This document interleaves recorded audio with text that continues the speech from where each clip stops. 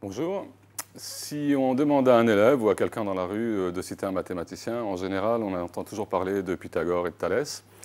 Alors, je ne vais pas m'intéresser spécialement à Pythagore en tant que personnage de l'histoire, mais ce qu'on peut dire à propos du théorème de Pythagore, qui a quand même traversé l'histoire des mathématiques et qui continue. Alors, en particulier, il s'appelle théorème de Pythagore, c'est l'Antiquité grecque. Et pourtant, on trouve avant les Grecs, avec les Égyptiens, qui font la géométrie de façon assez différente de ce que faisaient les Grecs. Ce principe-là, qui est une corde à nœuds. Ici, il y a 13 nœuds.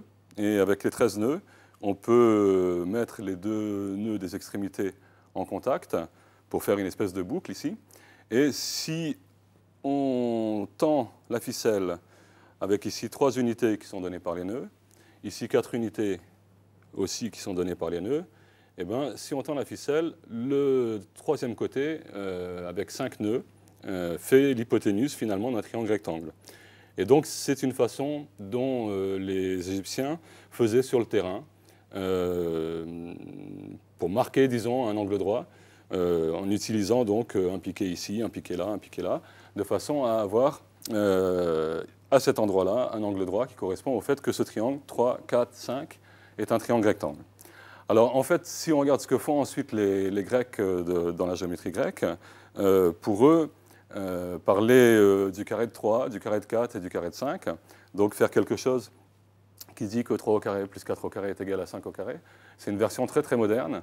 En fait, quand on énonce le théorème de Pythagore et qu'on annonce donc que dans un triangle rectangle, le carré de l'hypoténuse est égal à la somme des carrés des deux autres côtés, c'est parce que en fait, les Grecs construisent des carrés sur l'hypoténuse et sur les deux côtés de l'angle droit, et constatent que l'aire du carré construit sur l'hypoténuse est la somme des aires des deux carrés construits sur les côtés de l'angle droit. A priori, ça a une répercussion, disons, numérique. 3 au carré plus 4 au carré égale 5 au carré, c'est possible, mais en fait, c'est un carré de côté 3 plus un carré de côté 4 qu'on arrive à réarranger de façon finalement à former un carré de côté 5. Et donc, c'est ça le principe de la démonstration du théorème de Pythagore. Le théorème de Pythagore s'appelle Pythagore pour nous, il s'appelle sous différents noms suivant les différentes latitudes, les différents pays. Et on en trouve des traces, on va y revenir, mais on trouve des traces sur la tablette Plimpton, qui est donc une tablette babylonienne, Plimpton 322, qui est une tablette babylonienne qui remonte à il y a à peu près 4000 ans par rapport à nous. Donc c'est pareil, c'est bien avant la géométrie grecque et même avant les Égyptiens, quoi, disons.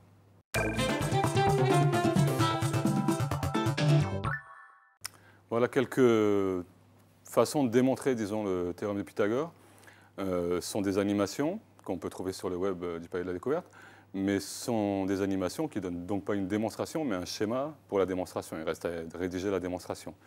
Alors si on regarde ici, le triangle vert, disons, est entouré par 3 carrés. Il y a un carré qui est construit sur le petit côté de l'angle droit, un carré qui est construit sur le grand côté de l'angle droit, et un carré qui est construit sur l'hypoténuse. Et donc, on va faire des transformations géométriques pour transformer les deux carrés qui sont construits sur les côtés de l'angle droit sur le carré de l'hypoténuse. Donc, allons-y. Voilà. L'idée, c'est déjà de commencer par déformer le carré bleu et le carré jaune. On les déforme en parallélogramme, l'aire ne change pas. Donc, pour le moment, en bleu et en jaune, on a toujours la même aire qu'au début. On a fait la même chose, donc ça n'a toujours pas changé, sauf que maintenant, ce qu'on obtient, l'aire bleue et l'aire jaune, ce sont des aires de rectangle et qui, ensemble, forment le carré de l'hypoténuse. Donc, le principe de la démonstration, disons, c'est simplement de trouver un moyen de faire en sorte que l'aire d'un carré et de l'autre réussissent à faire l'aire du carré de l'hypoténuse. Alors, il y en a d'autres, par exemple celle-là. On déforme, hop, ça c'est une démonstration qu'on trouve dans Euclide.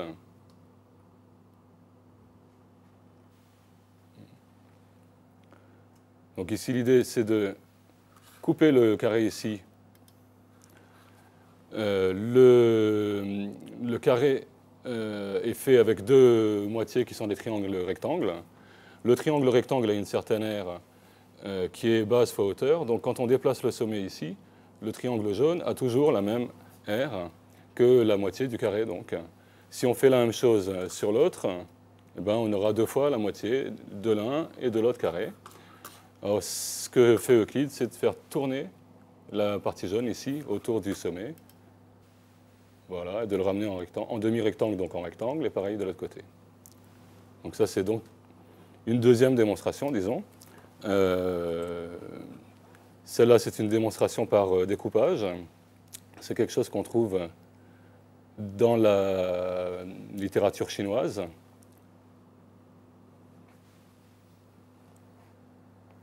Donc si on regarde la façon dont s'y prend ce chinois, d'abord les 2 carrés qui sont sur le côté de l'angle droit vont être déplacés et finalement, quand on regarde ici, le carré bleu ici est venu se mettre par-dessus le triangle. Donc le carré qui est construit sur un côté n'est pas forcément construit à l'extérieur, il peut être construit d'un côté ou de l'autre, de façon à réussir à faire les transformations géométriques ou les découpages correspondants. Donc ça, c'est encore une démonstration, disons. Alors maintenant, ça c'est une démonstration peut-être plus algébrique. L'idée, c'est qu'on a un grand carré, à l'intérieur duquel apparaît le carré de l'hypoténuse. Ça reste à démontrer qu'effectivement, quand on place 4 triangles comme ici, un premier triangle ici dans un coin, un deuxième, un troisième, un quatrième, quand on place les 4 triangles comme ça, il reste à démontrer que ce qu'on fait, c'est bien un carré à l'extérieur, qu'on a bien un carré à l'intérieur, qui est bien un carré de côté C, de façon à pouvoir dire, à pouvoir faire les calculs, disons, de l'aire d'un triangle, de l'aire du carré central, pour finalement faire les simplifications qui permettent d'établir que A carré plus B carré est égal à AC carré. Donc voilà, ça c'est la suivante, qui utilise une homothétie, et qui est quelque chose qu'on pourrait faire presque avec n'importe quelle figure, pas forcément un triangle. La suivante.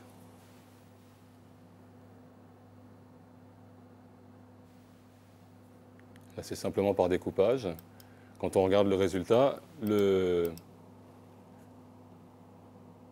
4 triangles ici se déplacent de façon à former un rectangle ici, un rectangle là, et à laisser de part et d'autre un petit carré et un grand carré. Ce qui reste par rapport aux 4 triangles est tantôt le carré de l'hypoténuse, tantôt les 2 petits carrés construits sur les côtés de l'angle droit.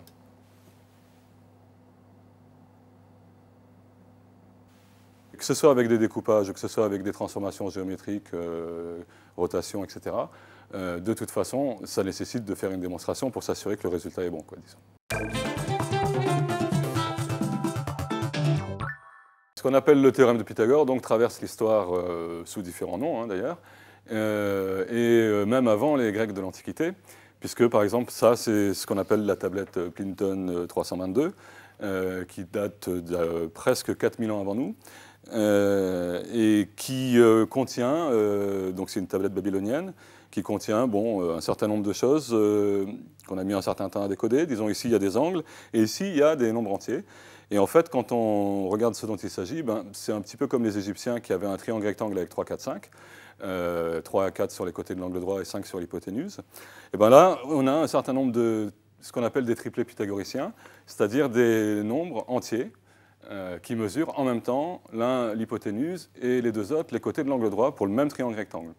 Donc la question, c'est de trouver 3 nombres, et il y a un certain nombre de solutions dans cette tablette, 3 nombres qui mesurent les côtés d'un triangle rectangle et qui en plus sont des nombres entiers tous les 3 en même temps. Alors, une façon de voir un petit peu comment on peut attraper ce genre de choses et ne pas rester seulement tout le temps au niveau de 3, 4, 5, d'avoir tout le temps le même triangle 3, 4, 5, 3 au carré plus 4 au carré égale 5 au carré, 9 plus 16 égale 25. On peut utiliser ici des petites perles pour marquer les carrés. Ici, j'utilise une perle, j'ai juste un carré de côté 1, donc ça fait 1 au carré, c'est 1. Maintenant, si j'en rajoute ici autour, presque autour, je me retrouve avec ici 3 perles de plus et finalement un carré de côté 2. Donc ça veut dire que le carré de côté 2, 4, c'est le carré de côté 1, plus les 3 perles que je viens d'ajouter. Alors si je continue, Jusque-là, ce n'est pas très, très intéressant. Mais si je continue, ici, j'en rajoute 1, 2, 3, 4, 5. Et puis le carré de côté 2, qui valait 4, donc, maintenant, avec les 5 en plus, devient un carré de côté 3 et ça vaut 9. Donc 2 au carré, plus 5, ça vaut 9. Si je continue, je vais le faire comme ça. Je vais en rajouter 5 à nouveau. Et donc ça veut dire que j'ai reporté exactement la même chose que la fois d'avant. Et il m'en manque clairement 2, une ici et une là, pour réussir à faire le carré de côté 4. Et ça veut dire que ici, je peux dire que 16, c'est 9, plus les 7 qui sont là. Les 7, ils proviennent des 5 précédents, plus les 2. Et à chaque fois, je peux rajouter les perles. Je rajoute à nouveau la même quantité de perles. Et il m'en manquera une à chaque bout. Voilà, 4 ici. 5. 6. Si elle veut bien s'y mettre. 7. Et il m'en manque 2 ici, donc je passe de 7 à 9. C'est-à-dire que c'est l'impair suivant. Si on regarde, ici j'ai démarré avec 1, qui est le premier impair, ensuite 3, ensuite 5, 7, maintenant 9. À chaque fois, j'en rajoute 2, il m'en manque 2. Quand je reproduis exactement la même chose, il manque les 2 ici. Et si je regarde ce que j'ai obtenu ici, j'ai 4 au carré ici, plus 9 est égal à 5 au carré. C'est-à-dire que, comme d'habitude, le carré, ici, par exemple le carré de côté 3, plus l'impair correspondant, me donne le carré suivant de côté 4. Mais là, l'impair suivant, c'est un carré lui-même. C'est-à-dire que 9, c'est déjà le carré de 3. Donc, le 4 au carré qui est ici, qui devient 5 au carré, il le devient avec un impair qui est un carré lui-même. Et ça arrive de temps en temps. 1, 3, 5, 7, 9. La prochaine fois, je vais ajouter 11, ce n'est pas un carré. La fois d'après, je vais ajouter 13, ce n'est pas un carré. La fois d'après, je vais ajouter 15, 17, 19, 21, 23, 25, c'est un carré. Ben, c'est bon, ça veut dire que cette fois-là, j'aurai un carré plus un impair qui est lui-même un carré, qui va me donner finalement un nouveau carré, qui est le carré suivant de celui que j'avais déjà fabriqué. Donc j'ai une façon comme ça, à partir de là, d'obtenir des triplés pythagoriciens, et en grande quantité, puisque des impairs qui sont des carrés, il y en a beaucoup. Il y a 1 au carré, il y a 3 au carré, 5 au carré, 7 au carré, 9 au carré, tous les impairs élevés au carré, ça me donne à nouveau des impairs. Donc il y a un moment où ils vont apparaître dans cette façon de former les carrés les uns derrière les autres. Il y a un moment où ces impairs-là vont apparaître, et donc régulièrement j'aurai une nouvelle formule pour un nouveau triplet pythagoricien, disons. Pas seulement 3, 4, 5, mais les suivants aussi. Alors est-ce qu'on les obtient tous? Non, mais on en obtient quand même un certain nombre, et même carrément une infinité. Un petit peu comme dans la tablette babylonienne, on en a quelques-uns, ben là carrément on en a une infinité. On ne les a pas tous, mais on en a une infinité. Alors en fait cette histoire de perles, c'est quelque chose qui est relativement simple. Hein. Si on regarde le grand carré par rapport au petit carré précédent, on peut dire qu'on est passé de n à n plus 1. Et quand on calcule n plus 1 au carré, c'est tout bêtement n carré plus, ben, on développe, comme on a l'habitude de faire, 2n plus 1 qui est lui-même un nombre impair. Donc il n'y a pas de problème. La technique ici correspond simplement, il y a une traduction simplement de cette chose-là, cette égalité-là, à partir de n égale 1, n égale 2, n égale 3, etc.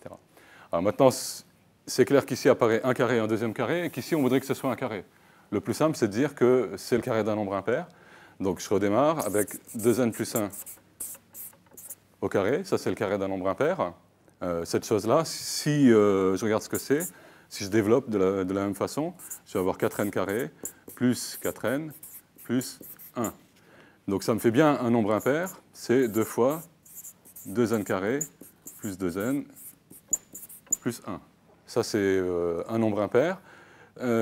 Si on regarde l'impair qui intervenait ici, ben, c'était l'impair, il était sous la forme 2 fois n plus 1, et ça faisait apparaître n et n plus 1 au carré. Donc ici, il est sous la forme 2 fois cette chose-là plus 1. Donc ça veut dire que le 2n plus 1 au carré, il apparaîtrait dans le développement de 2n carré plus 2n plus 1 au carré. Ça, c'est 2n carré plus 2n au carré plus lui.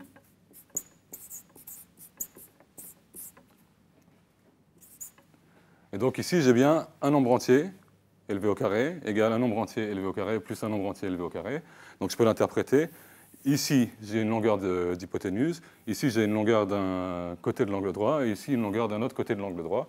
Et je vais récupérer, suivant les valeurs de n, toute une ribambelle, une infinité de nombres de triplets pythagoriciens qui donnent donc des triangles du style 3, 4, 5, mais un petit peu plus originaux que 3, 4, 5 qui traînent un peu partout depuis l'Antiquité égyptienne, quoi, disons. Alors, on va voir une application un peu curieuse du théorème de Pythagore. Je démarre avec un côté qui a une longueur que j'appelle 1. Je décide que c'est l'unité de longueur. Et je construis donc un triangle rectangle en rajoutant perpendiculairement ici un côté qui est à nouveau de longueur 1. Alors maintenant, j'ai deux côtés de l'angle droit. Je relie ici et je récupère l'hypoténuse. Bon, celui-là, tout le monde le connaît. Côté 1, 1 au carré plus 1 au carré, ça fait 2. Donc l'hypoténuse fait racine de 2. Alors maintenant, sur ce côté-là, je recommence la même chose. C'est-à-dire, je rajoute, en partant perpendiculairement, une longueur de 1 ici. Et donc, je récupère un triangle qui a deux côtés de l'angle droit qui sont l'un racine de 2, l'autre 1. Et donc, une hypoténuse ici. Donc, je peux calculer la longueur. Racine de 2 au carré, ça fait 2. 1 au carré, ça fait 1. 2 plus 1, ça fait 3. Donc, ici, le carré, c'est 3. Donc, le nombre lui-même, la longueur elle-même, c'est racine de 3. Et je recommence. Je pars perpendiculairement. Je mets une longueur de 1 ici. Racine de 3 au carré plus 1 au carré, ça fait 3 plus 1, ça fait 4. Donc je récupère ici une longueur d'hypoténuse qui est racine de 4. Tout le monde sait que c'est sensiblement 2. Mais ce qui m'intéresse, c'est que en fait, le 1 qui était ici, j'aurais pu l'appeler racine de 1. Ici, j'ai racine de 1, racine de 2, racine de 3, racine de 4. La prochaine fois que je vais recommencer la manip, en partant perpendiculairement, en rajoutant une longueur de 1, je vais récupérer un triangle rectangle, dont un côté a pour longueur racine de 4, l'autre côté a pour longueur 1. Racine de 4 au carré, ça fait 4, plus 1, ça fait 5, et donc je récupère ici comme hypoténuse racine de 5. La prochaine fois, ce sera racine de 6, la fois d'après, racine de 7, racine de 8, etc. C'est-à-dire que je récupère une espèce de dessin ici en spirale. Donc on appelle ça l'escargot de Pythagore pour signifier le fait qu'il y a cette spirale. Et l'escargot de Pythagore, c'est essentiellement les longueurs de toutes les racines carrées des nombres entiers à partir de 1, racine de 1, racine de 2, racine de 3, racine de 4, racine de 5, etc. De temps en temps, ça tombe sur un entier, effectivement. Et en général, c'est des irrationnels. Alors maintenant, ce qu'on peut faire qui est un peu curieux, c'est, je ne vais pas le faire parce que je ne vais pas faire un dessin assez précis, mais disons que l'idée, c'est, je dessine ici un cercle centré en ce point-là. Alors comme il a pour rayon 1, son aire, on sait que c'est pi fois r au carré, donc pi fois 1 au carré, donc pi. Donc l'aire de ce disque ici, le premier disque qui est ici, c'est pi. Maintenant, si je fais la même chose, un cercle qui passe par ce point-là, ici, toujours centré en ce point, il passe ici, donc il est de rayon racine de 2. Son aire, c'est pi r au carré, donc pi fois racine de 2 au carré, donc pi fois 2. 2pi, ça veut dire que, ok, il est de surface d'air de pi, mais c'est pi en plus que le premier cercle, que le premier disque. Donc la largeur de la bande ici, la couronne qui est entre les deux disques, fait pi comme r. Alors je recommence, je viens ici, je dessine un cercle, bon je ne le fais pas, mais je dessine un cercle ici centré toujours au même endroit et qui passe ici, il a pour rayon racine de 3, et son r, ça va être pi fois racine de 3 au carré, donc 3 fois pi, à nouveau pi en plus du disque précédent. Et donc on va avoir comme ça, au fur et à mesure, des couronnes qui sont de plus en plus fines en fait, parce qu'elles sont de plus en plus longues, mais j'ai des couronnes qui se mettent les unes à côté des autres et qui vont être toutes d'air pi. Donc c'est quand même assez curieux, dans un truc qui est juste le théorème de Pythagore décliné un certain nombre de fois, qu'on réussisse à trouver le nombre pi et puis une telle profusion de fois le nombre pi. C'est le nombre pi qui apparaît de façon bizarre ici. En fait, on va voir que pour le calcul du volume de la boule, c'est plutôt le contraire. On s'attend bien à trouver le nombre pi qui intervienne dans le volume de la boule. Et en fait, c'est le théorème de Pythagore qui arrive, quoi.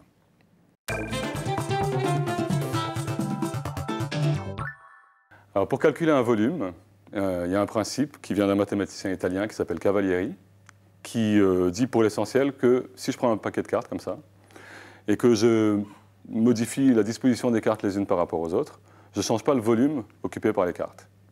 Ça peut être le volume tout bête, bien empilé comme il faut, mais peu importe la façon dont je l'empile, le volume sera tout le temps le même. Donc c'est ce principe-là qu'on peut utiliser pour calculer assez simplement le volume de la boule. Alors, en fait, pour une boule comme ça, ce qu'on va faire, c'est qu'on va calculer le volume de la demi-boule.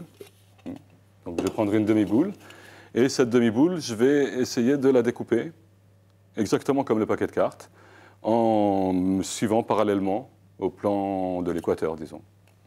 Donc ce que je vais faire, c'est, si on dessine les choses comme ça,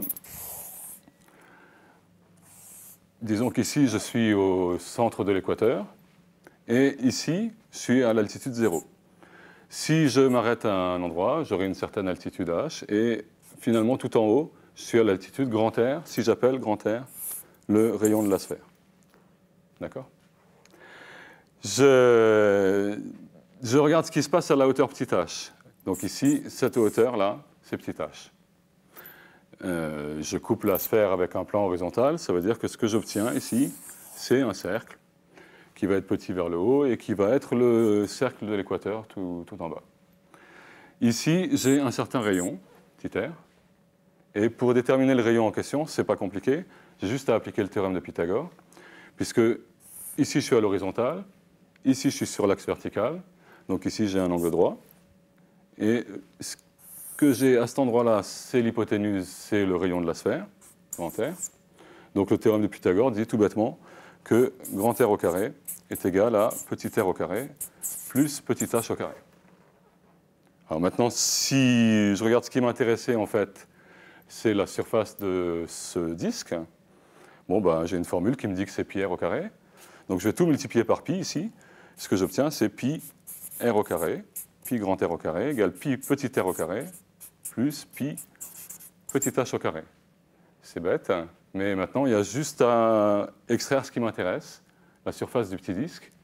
Bon, ben, c'est pi petit r au carré, égale, en passant le pi h au carré de l'autre côté, hein, pi grand R au carré, moins pi petit h au carré. Je n'ai pas fait grand-chose, et maintenant, j'ai juste à interpréter au niveau géométrique ce qui se passe. Ce que j'ai ici, c'est ce que je cherche, c'est la surface du petit disque. Ce que j'ai ici, c'est la surface d'un disque qui a pour rayon grand R au carré. Peu importe la hauteur à laquelle j'ai coupé, c'est tout le temps grand R au carré. C'est tout le temps le même rayon, c'est le rayon de base du cercle ici. Donc ça veut dire que je suis en train de monter suivant un cylindre à partir de 0 jusqu'à grand R. Donc j'ai ici la section d'un cylindre. Et ici, pi petit h au carré, c'est la surface d'un cercle, d'un disque, qui aurait comme rayon le petit h qui est ici. Le petit h qui est ici comme rayon, bah, c'est exactement la situation d'un cône. Donc ici, j'aurai, avec une longueur petit h ici, un cône qui est la pointe en bas par rapport à la demi-sphère que j'ai ici.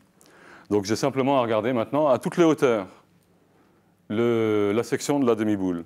C'est la même chose que la section du cylindre, moins la section du cône. Donc ça veut dire que finalement, le volume complet de la demi-boule, bah, ça s'obtiendra comme le volume du cylindre, moins le volume du cône. Donc c'est quelque chose qu'on peut expérimenter avec une manipulation sur des petits vases communicants. Mais disons que pour l'essentiel, là maintenant, j'ai ce qu'il faut pour calculer le volume de la demi-boule, et donc en multipliant par 2, le volume de la boule. Alors ici, on a une manipulation de vases communicants. À l'intérieur de ces cylindres, on a un certain niveau de liquide, et on va faire passer ce liquide dans ces deux objets. Alors pour des raisons techniques, au lieu de faire ce qu'on a fait dans le calcul à partir du théorème de Pythagore, on va faire un petit peu l'opposé, c'est-à-dire que ça va être plus simple si ici, au lieu de calculer pi r2 à partir de pi h carré, on fait apparaître l'opposé. Pi h carré égale pi grand R au carré moins pi petit r au carré. Donc c'est ce qu'on va avoir ici. Quand on fait passer le liquide, il va venir ici prendre la place entre la demi-boule, qui est ici à l'envers par rapport au dessin de tout à l'heure, et le cylindre.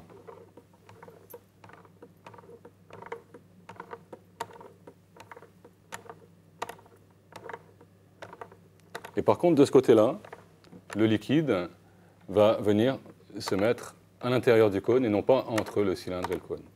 Donc ici, on est en situation de regarder la section du cône comme la différence entre la section pour le cylindre et la section pour la demi-boule.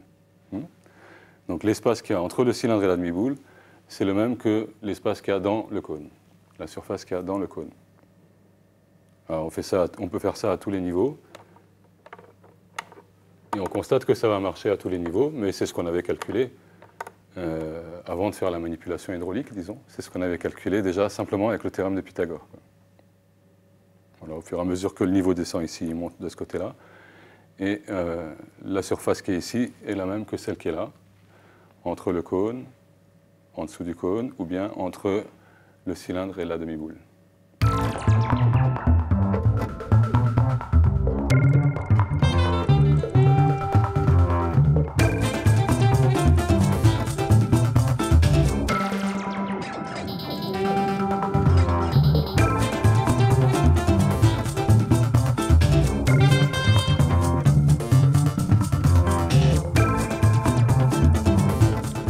Donc il ne reste plus qu'à finir le calcul. Si on veut le volume de la demi-boule ici, eh ben, c'est le volume du cylindre moins le volume du cône. Le volume du cylindre, sa surface de base, c'est pi r2 multiplié par sa hauteur qui est r. Donc ici, on va avoir pi r2 fois r. Le volume du cône, c'est 1/3 de la surface de base multiplié par la hauteur. La hauteur, c'est à nouveau r. Donc 1/3 de pi r2 fois r. Et si maintenant on regarde le résultat, ben, ici ça fait pi r au cube. Ici 1/3 de pi r au cube. Le résultat c'est 2/3 de pi r au cube pour la demi-boule. Donc pour la boule tout entière, 2 fois plus, c'est-à-dire 4 fois 4/3 de pi r au cube. Et donc maintenant on a le volume de la boule à partir du nombre pi sans avoir repris un calcul extraordinaire, simplement en utilisant le théorème de Pythagore et en sachant ce qu'on sait sur le cercle et sur le disque. On récupère le volume de la boule, 4/3 de pi r3, c'est le même pi qui apparaît, c'est pas magique, c'est normal.